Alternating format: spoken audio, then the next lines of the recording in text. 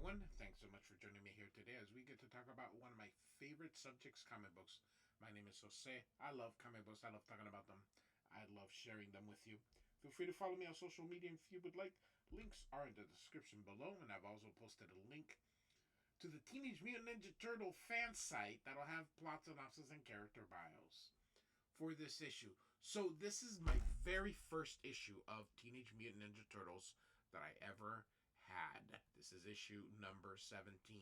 We are using the ultimate black and white edition, which I have all the black and whites. I have sporadic issues of Teenage Mutant Ninja Turtles, and I have a very beat up copy of this one.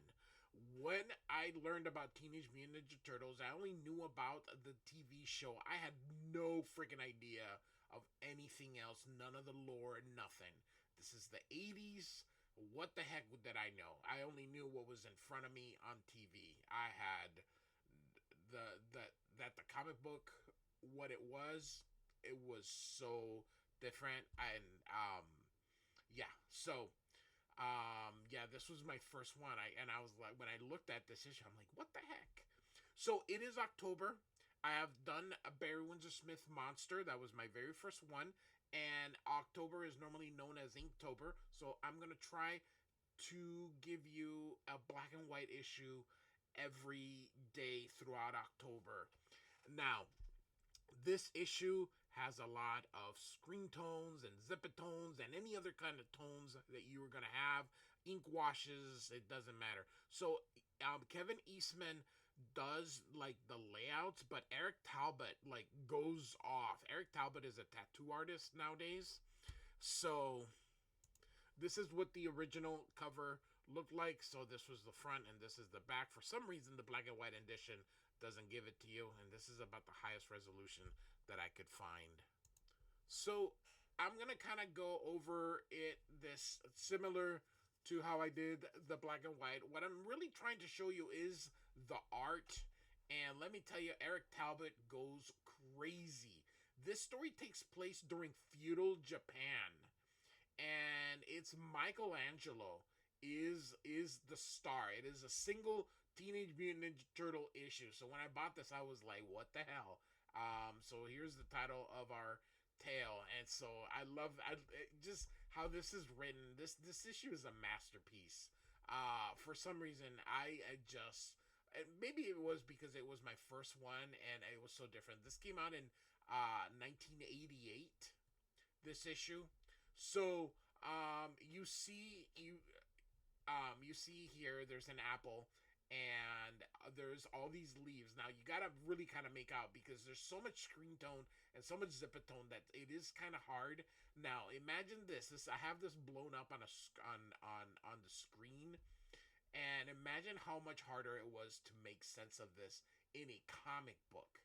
Okay, so here I am, and a lot of details were really escaping because there's so much line because they're using the dual tones and dual shades, and it's just so much line upon line upon line that it just becomes muddled. But these guys at Mirage Studios just loved to do this. So I thought that these were perfect for Inktober. So like I mentioned, I did Monster.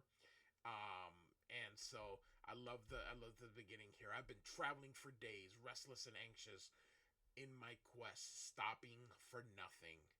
And so now I must. And so you see this little bunny here looking for the apple. My body and mind are weak. I need rest and food.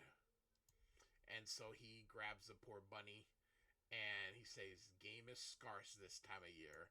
And it doesn't show, but the poor bunny is not long for this world. Tonight I am fortunate. And so he's gonna cook the rabbit. Sorry. One of the few things that doesn't have a lot of tones in there. But here you are seeing that this is dual shade. So this isn't the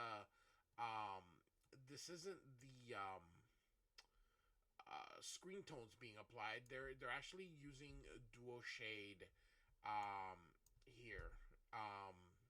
And so there's some wrestling, and Michelangelo is getting ready. So, as I mentioned before, this was really hard to look at. I had to really concentrate to even look at the pictures because there's so much black in this that it really does become very muddled.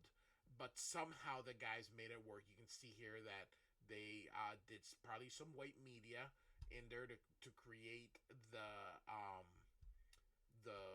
highlights here. And so they run into these people here, and she's like, Father, and this guy's like, forgive our intrusion, we mean you no harm, we're travelers like yourself. The boy is Sakai, my daughter is Tai, and I'm Toshiro. And so Michelangelo just kind of look and he introduces himself. He says, please share my fire and food. Yeah, that little bunny. All right. And so they're gonna strike up a conversation here, and Michelangelo says, where are you going?" And I already forgot his name here. He says, "We plan to visit our cousin in Kyoto, just north of here. There's been trouble in our province. It's not safe to stay." And then he asks, "How about you?" He asks Michelangelo. And Michelangelo says, "I'm looking for my brothers. We were separated when we first came here." And again, this is duotone and dual shade being applied here. This is not screen tone. In fact, I would probably say that most of everything being applied here is the dual shade. And there is probably some screen tones. I just can't imagine. I think this here is some screen tones, but a lot of dual shade. It's just so much. And you can definitely see it here because what this did, and there are videos from cartoonist kayfabe that will give you what dual shade and dual tone would do. But it's a chemical, and essentially one chemical got you these lines here, but then another chemical gave you the lines going up here. So you can see that where they wanted to create more shade, they just use the other chemical. And so you can definitely see that that is what is being applied here. But again, there's just so much of it. And so here they use the one line, but then here they use the other ones. So um, this can be very difficult to see. And so the dad says, "We wish you luck and thank you for your kindness. Our journey is long and time is short. We must depart." And Michelangelo says, "I enjoyed the company. Safe travels to you." And he says, "And to you, my friend." And this girl, all she's done the entire time is smile. And so he says goodbye. A lot of ink slinger. I really do. At first, I was so, it was, this issue was so weird because this was probably one of the first non-Marvel, non-DC comic books that I bought. And when you look at the 80s comic books, particularly Marvel, those house styles and the type of things, and then you see this is so different than anything that was being produced by the big two. Now, I, like most people, was just stuck in superhero stuff. So seeing these kind of things was just very different. And so they're leaving, and Michelangelo says, "I guess I should be moving on also." And he says, "Nice family." And Tai, she was beautiful. And so here you see the sound effect of the horses, which Michelangelo recognizes, grabs his nunchucks, and he goes, "They seem to be in a hurry too." And this is what I mean. You can barely see the vegetation because there's so much dual tone being applied. And so here we go. And so the horses are coming from over here. And here we go, here we go, here we go. And Michelangelo's like, "The family." And so Tai says, "Father, I hear something." And he goes, "Horses. Tachi." And so here they come. And the guy says, "You old fool. You have shamed my father and me in front of our people and dishonored yourself by running. The daimyo demands your heads. And he says, kill Lord Toshiro and the whelp. The girl is mine. And so I love this. By the way, when I first saw this, I was like, okay, this is the coolest image I have ever seen in my life. And so Michelangelo goes, no. And he jumps out. And this scene here, this panel here is one of my favorites of all time. Just absolutely love this thing. There's a scene that will come up in another issue that we're gonna cover, which is their return to New York. We're gonna be looking at all three parts of those. But anyway, Michelangelo here goes through and gets through, knocks him out, and when I was first looking at this, I was like I just told you, I'm used to the cartoon. I had no idea what all this was, and I'm just going, what the heck? And so the horses come into her, and just see Michelangelo with this chunk as he's probably hitting someone or killing someone here, and so he grabs the girl here, and he says, "Your interference will cost your life, ninja. I have my bride, but I will return for you, old man. I will be your end." And so off he goes. And Michelangelo says, "Bride?" Or yes. And he says, "That's Tachi, Daimyo Orake's son. My daughter is being forced to marry that demon. My rule of this province would end with their marriage and my death, giving Tachi complete control of my lands." And so there you can see here this nice panel here, some shadows. Just these image guys really started to change, I think, my perception, because after this I started collecting comic books, or these Teenage Mutant Ninja Turtles, for a little bit. After a while, I dropped it. But this kind of started opening my eyes. In 1988, I was heading into high school, so I was leaving. So I think when this book came out, I was a freshman in high school, in ninth grade. I was still heavy into comic books, but I think this is where I was able, as I was growing up, I was able to open up to different other comics. And so anyway, the guy says, the joining of the two provinces would give Lord Orkai twice as much farmland and people to exploit. His bloody quest for power shall kill us all. And Michelangelo's like, that's not right. He must be stopped. Hide yourself. I will return your daughter to you. So Michelangelo is going to go on his quest. And so, and I love the narration. I love the moon here. I followed their tracks deep into Lord Orkai's province. I just get a kick off first person narrations here. Now I need another disguise to pursue them further. And so here he is looking at them, and he is going to take this guy. And so whap whap, and then he's like, I have need of your hat. And so now here he comes, and so he walks through in there, I guess undercover here. And my blade drank deep that day. I tell you, all five of the Emperor's best found their end. And so they're just telling stories as they're drinking here, and Michelangelo sits here, and he's just listening and watching. And so this guy walks out, and then Michelangelo follows him, and so he's gonna go here. And you can definitely see, let me see if I can make this a little bit bigger here. You can definitely see the dual shade being applied quite liberally, I would say. Quite liberally. These guys took a lot of the dual shade and really went to town. I mean, it is just fantastic. I remember looking at this going, how do they get I really thought these people were drawing these lines themselves. I was un I did not know how comic books were drawn. I had no idea. I know that I started seeing other artists like John Byrne.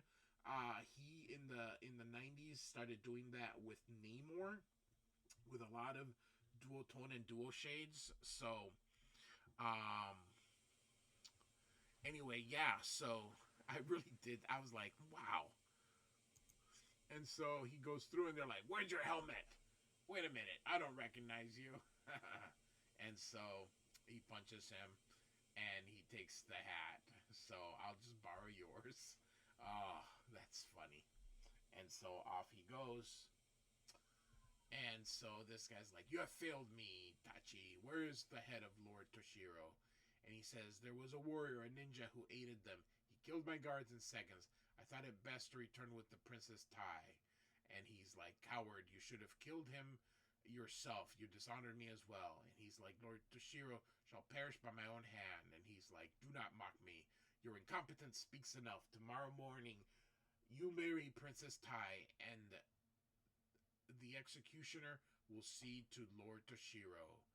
Leave me." And he's like, "Yes, father." So a lot of ink slinging, a lot of it. It's just gorgeous. And so they're walking through. There's Michelangelo. He fights them and takes care of them. This is just such a fan. Now looking at it now, it's such a fanboy comic book. It's just so cool. I think Kevin Eastman just had himself so much fun writing this story here. And so he's looking, and so of course there's the girl here who calls him out. Now I did tell you that Kevin Eastman uh, did the pencils, but apparently I was wrong. I think it's just Eric Talbot that he did the entire art. But I swear it's got some Eastmanisms in the art, so that's why I thought Kevin Eastman was the at least the layouts. And so she says that she's unharmed and asks about her parents and or her dad and brother. And he says that they're safe. And he goes, "You came for me?" He says, "Yes, stand back. I'm going to try to get through this door." And then she goes, "Oh no." And then she goes, "Choke." And there's the executioner behind them. And of course, I almost said Michael Jordan. Jesus Louise.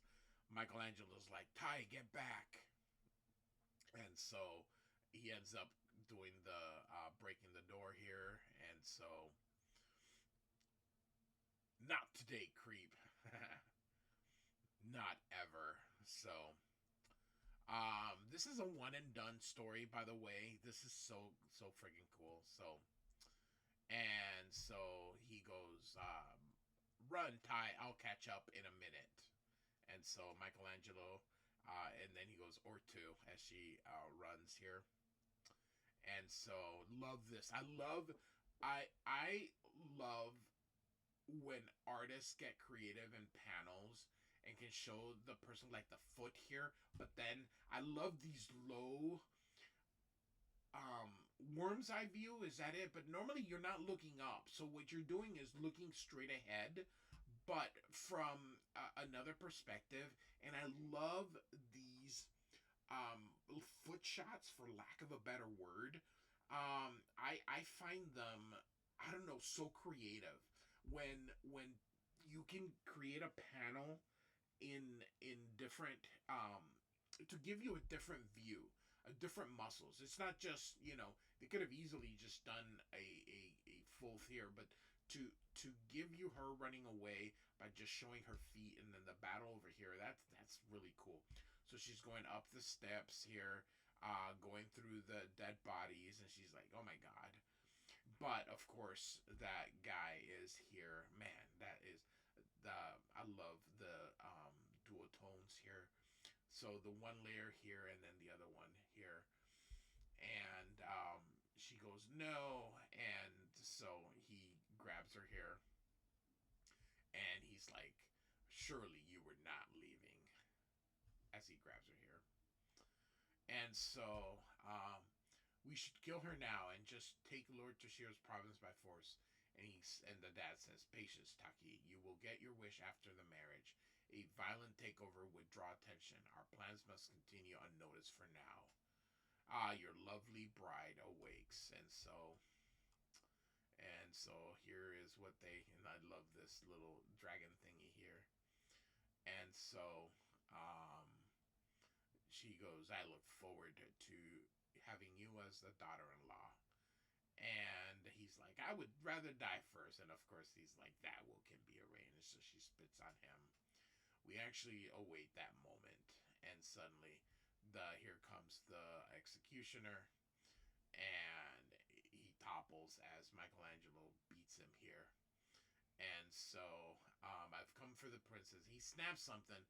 And he tosses it, but can't really see what it is here. And the guy picks it up, and he says, impressive to see I've made it this far, ninja, but you begin to annoy me.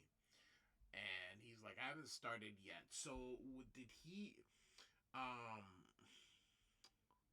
throw some kind of medallion at him, I believe? So, alright.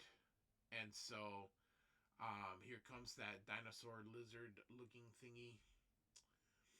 And so, man, like I said, all these lines, it was just crazy for me to see this. So, all right, so it's actually like a humanoid type thing, but Michelangelo fights him, and so now the son is like, face me.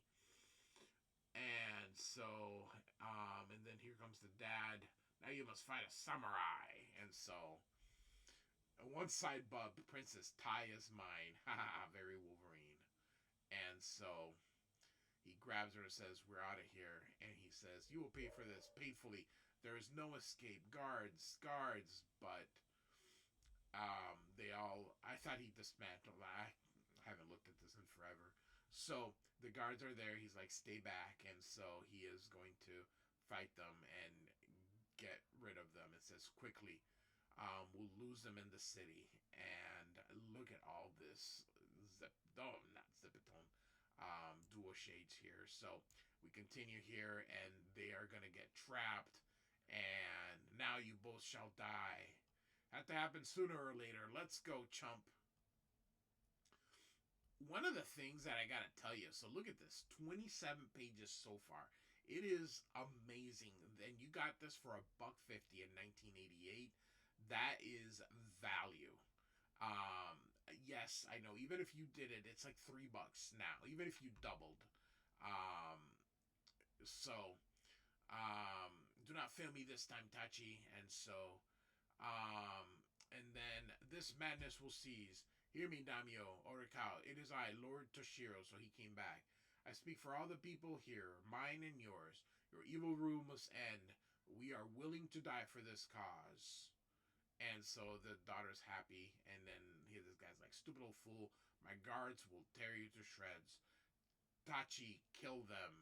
And so, I will not dishonor you, father. And suddenly, shink, and he takes out his blade and goes through. And Michelangelo with his nunchucks here. And now we're going to have ourselves a fight here. Now, one of the things is Teenage Mutant Ninja Turtles was not monthly. I think it was bi-monthly, so it allowed talent time to get these issues out. So he takes him. So you can see he beats him. It's over, Orokai. And then this guy's like, my son. And then the dad says, you are both banished from our land, and your return is punishable by death. This is our law, the people's law. And so the people are rebelling. And he goes, we are free of the plague that cursed this land. At last we shall have our peace. Will you stay with us? And he says, a most pleasing thought.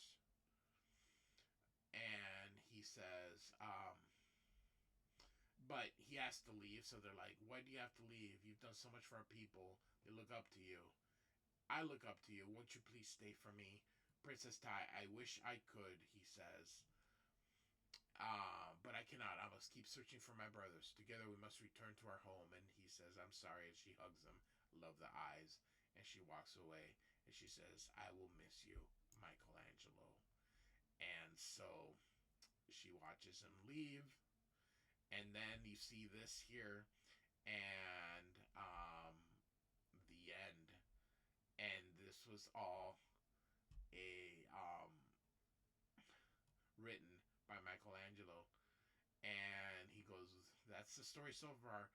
What do you think, Clunk? Too corny? And I have to tell you, dreams within a comic book story and a story that is being written inside a story are normally not my cup of tea. But I have to tell you that I love this story regardless because it is so different. And then look at all this. So this is a series that Eastman and Talbot did together called Melting Pot. And I'll see if I can get, I'm going to try to cover 31 days of Inktober here. So anyway, this is just so cool. Again, the dual tones and dual shades being employed are just amazing. So Teenage Mutant Ninja Turtles number 17 by Kevin Eastman and Eric Talbot, a Michelangelo solo story, which is really freaking cool. Like and subscribe, and I do thank you so much for listening. Goodbye.